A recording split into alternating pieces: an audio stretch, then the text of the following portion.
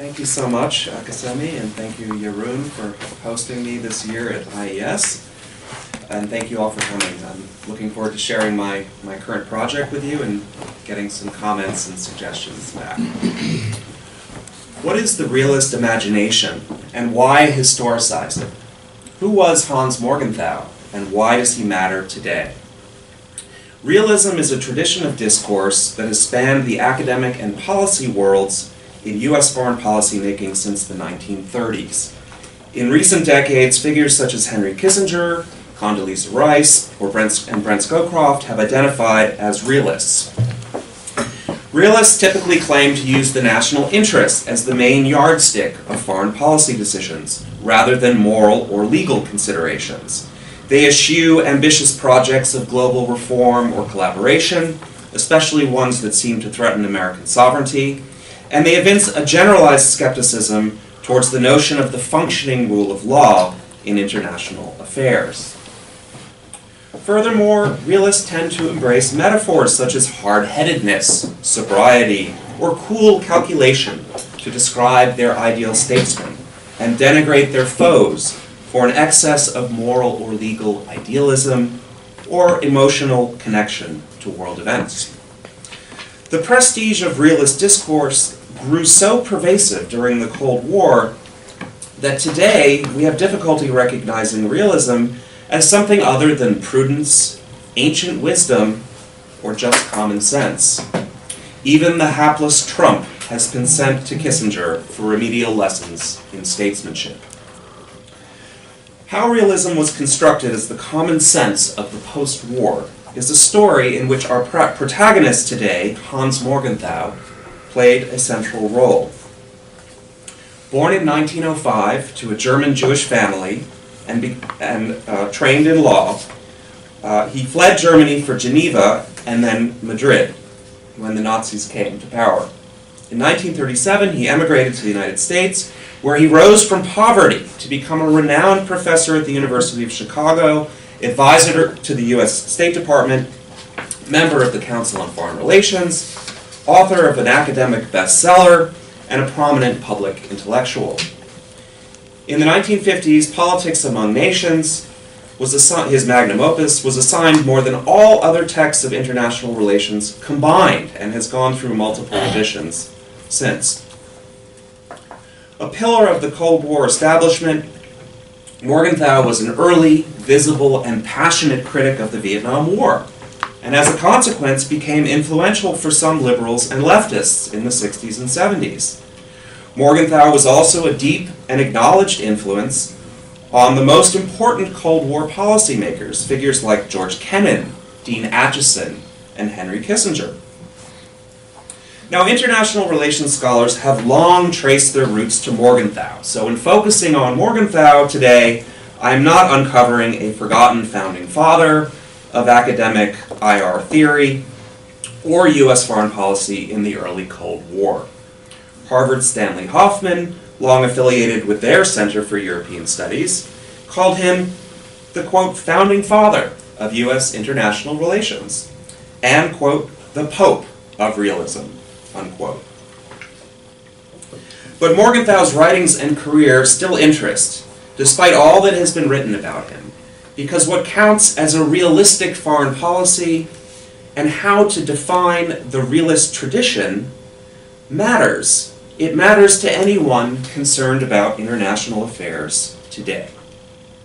Eclipsed for some decades by the more data and modeling-driven neo-realism of Kenneth Waltz and his students, Morgenthau and other so-called classical realists, like John Hertz, Reinhold Niebuhr, and George Kennan, have enjoyed a modest renaissance of attention from scholars and policymakers. As the leading historian of mid-century political realism, Nicolas Guyot writes in his 2017 book, After Enlightenment, it seems to many that the only grand narrative left with which to make sense of, it seems to many to be the only grand narrative left with which to make sense of international politics. Realism, the only grand narrative left. Interventions gone awry in the Middle East and a dangerous standoff with Russia are today not condemned on the basis of anti-imperialist arguments or because they constitute breaches of international law. They are criticized because they ignore the basic precepts and wisdom of political realism. That's 2017. Now, related to these shifting perceptions of the international realm, Morgenthau scholarship underwent a parallel boom since the year 2000. And there are two features of this historiography that interest me. The first is to what extent Morgenthau's brand of realism is rooted in German thought and the experiences of the Weimar Republic.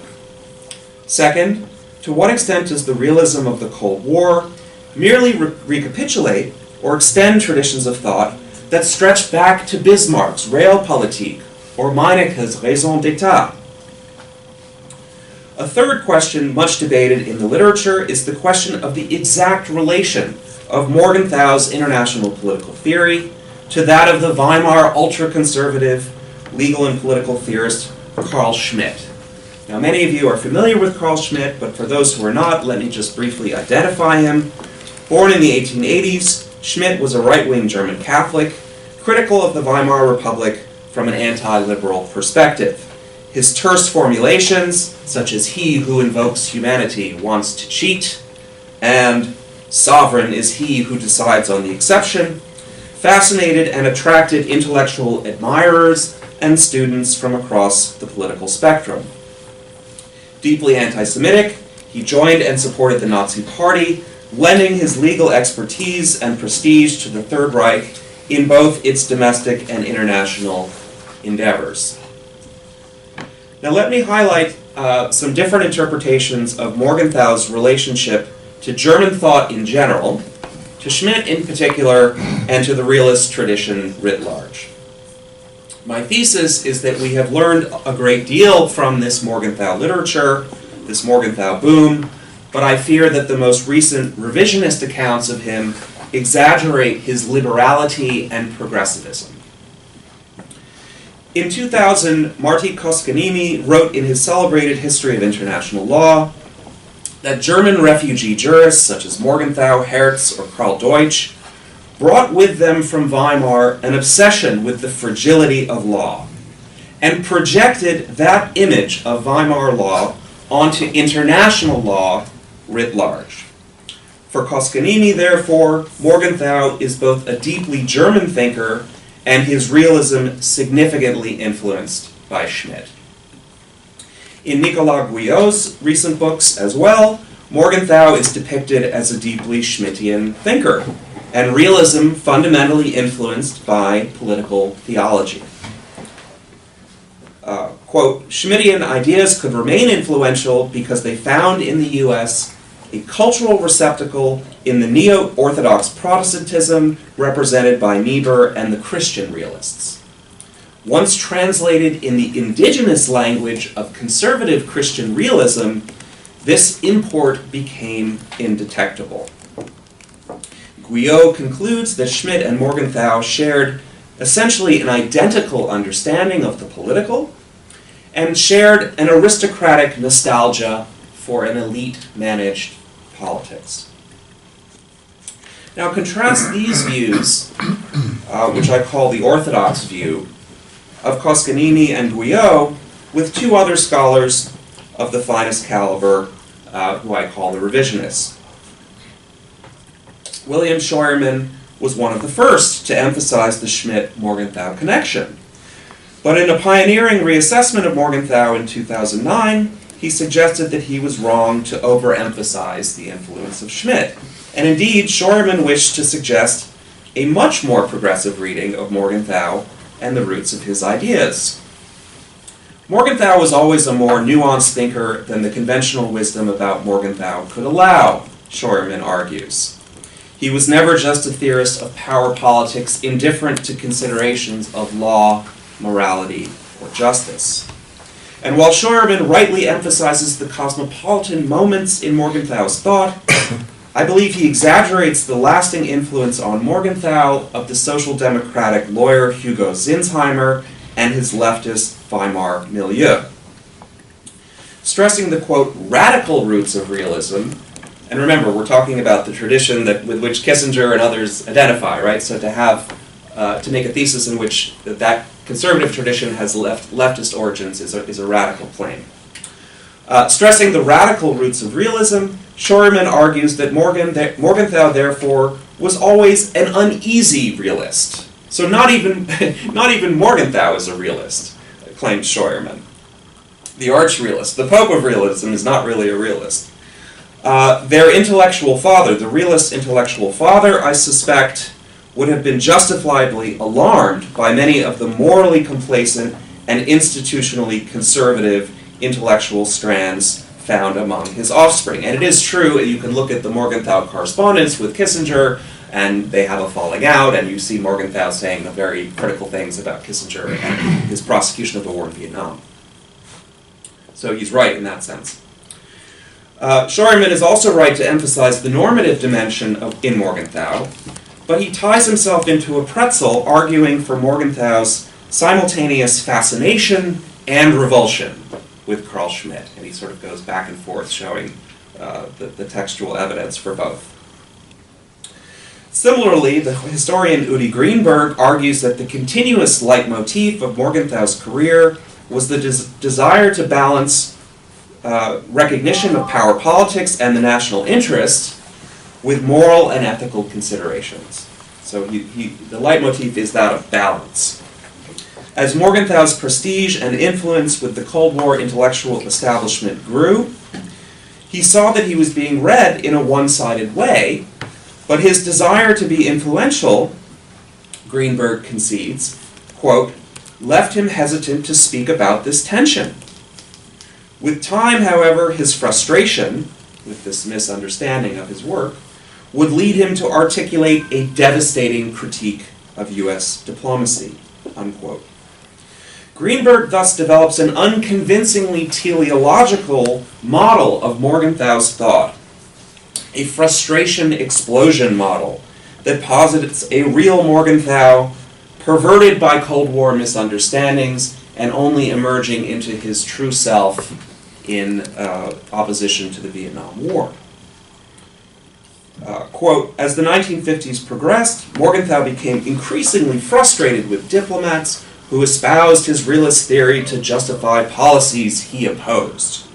While such tension remained largely latent during this period, it presaged his subsequent vocal opposition to Cold War policies, unquote. Now, in this respect, Greenberg follows Sherman in developing this progressive liberal Morgenthau of which I am critical. Now, in my own reading of the 50 years of Morgenthau's published and unpublished writings, as well as his correspondence housed at the Library of Congress, I have arrived at a perspective that is critical of both the new revisionism and the more orthodox interpretations of Morgenthau as a German conservative or radical conservative thinker. And let me now explain in 3 steps my interpretation. Firstly, the revisionist defenders of Morgenthau as a philosophical moderate, uneasy with the oversimplified narrative of realism as power politics, have to contend with an inconvenient fact, namely that Morgenthau himself was his own worst popularizer. When Morgenthau stands before the Naval War College in October 1957 and describes realism as one of 2, and only 2, quote, fundamental attitudes that a man can take toward a political and social problem. One is that reform can solve problems once and for all.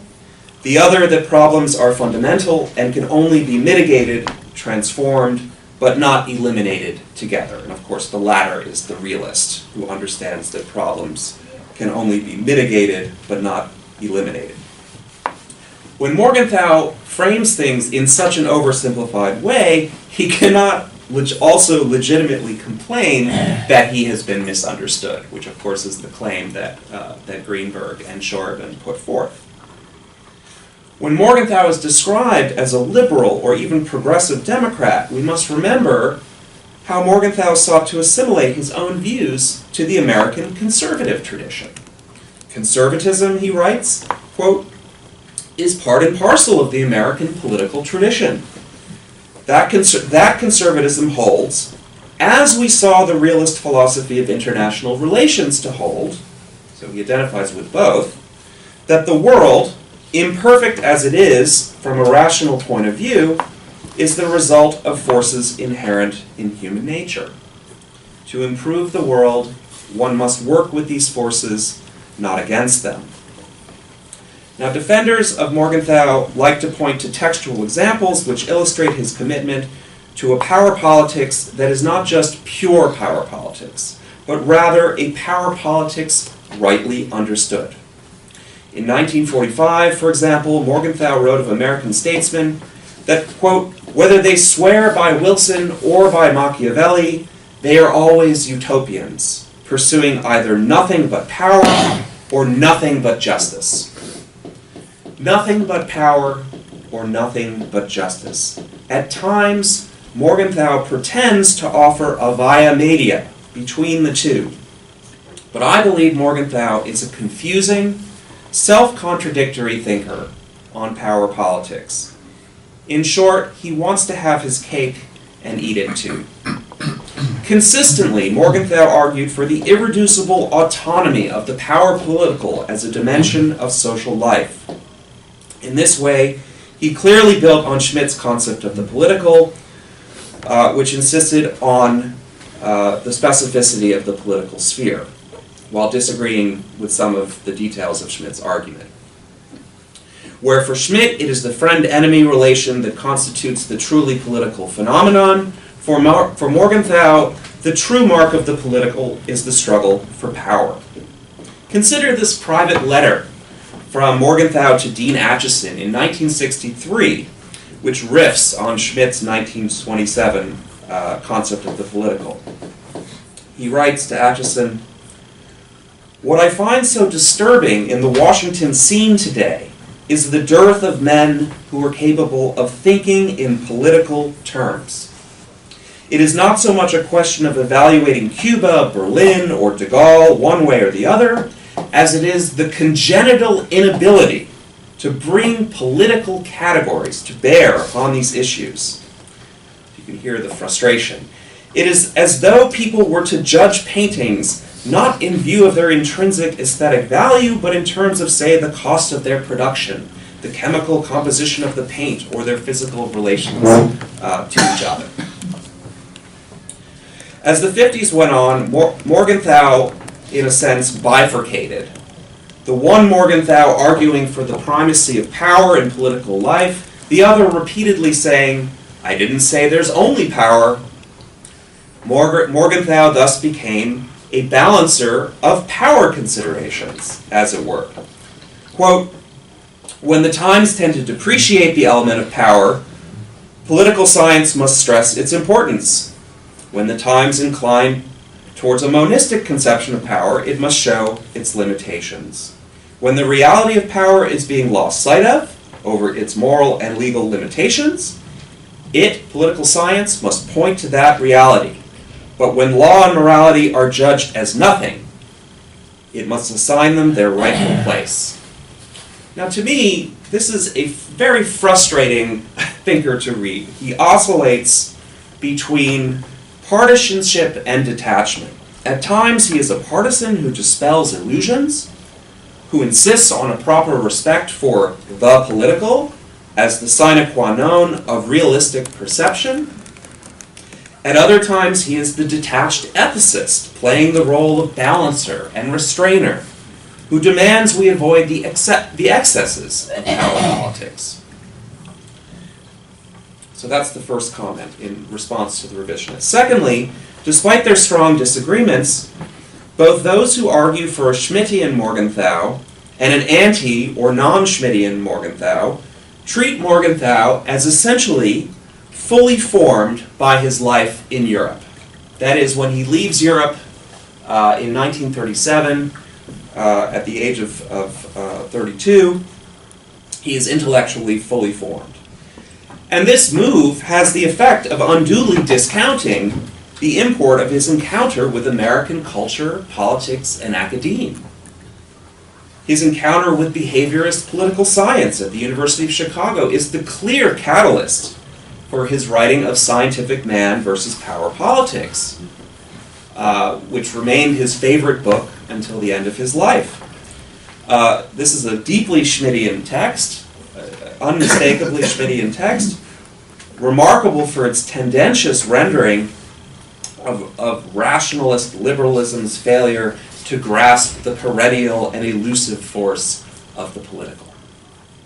It was only in America that Morgenthau shed the persona of the social scientist and legal scholar and exchanged it for the public intellectual role of counselor to the nation. In contrast to Guyot, who sees all efforts to cover the traces of Schmitt as a kind of deliberate masking of realism's reactionary German core, I believe Morgenthau didn't just repackage German thought in a more acceptable American idiom. Constructing common sense in the early post-war Atlantic discourse on international relations involved different strategies. With his thick German accent, Morgenthau sometimes found it effective to play the role of old world tutor to the new, scolding the Americans for their naivete about international affairs. At other times, Morgenthau found it more prudent to flatter the Americans by congratulating them on their own indigenous tradition of realism. Quote, the extraordinary qualities of political insight, historic perspective, and common sense, which the first generation of Americans applied to affairs of state. Of course, this all went to hell with Woodrow Wilson. As he writes, the Americans do not need to, quote, grow up.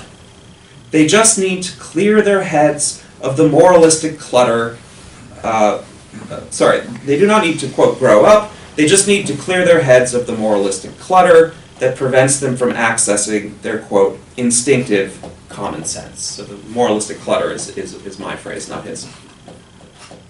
In this way, Morgenthau, the German Jew, an outsider, presented himself as merely assisting in the recovery of the classic age of American statecraft, which he associates with Washington, Hamilton, and Monroe.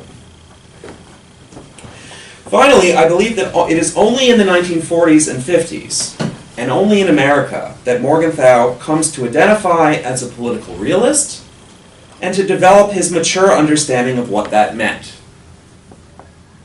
The project of making Americans realists involved more than just the deployment of concepts from the old world.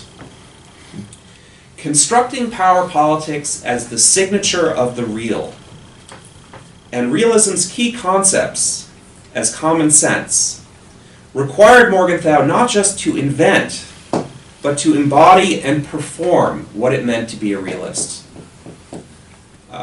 In a very early essay of Morgenthau's from the 1920s on the Weimar politician Gustav Stresemann, he praises Stresemann for his political acumen in working within the terms of the international legal framework created by the victorious Allies. He credits Stresemann with avoiding something he dreads, an unpolitische Haltung, an unpolitical posture. Right? So already in the 1920s, he has this notion that it is important to have to grasp the political. To be unpolitical is very problematic, and that one needs to develop a politische Haltung. Right? It's not just a concept; it's actually a whole stance or posture. Now, influenced by motifs from Max Weber, Freud, and Nietzsche, to be sure, it was only in America that Morgenthau developed realism as a public philosophy. And this public philosophy was something more than explicit ideology. It was more of a posture or Haltung, a way of comporting oneself in the world. To give you a sense of what I mean, one of the phrases that recurs most often in Morgenthau's American writings is, quote, the refusal to face reality. Right? So the realist, what does the realist do? He faces reality. It's sort of tautological, but this is part of the rhetoric of realism. As he writes in one essay from the 50s, Quote, "The escapist from politics lacks respect for the existential qualities of political life," unquote.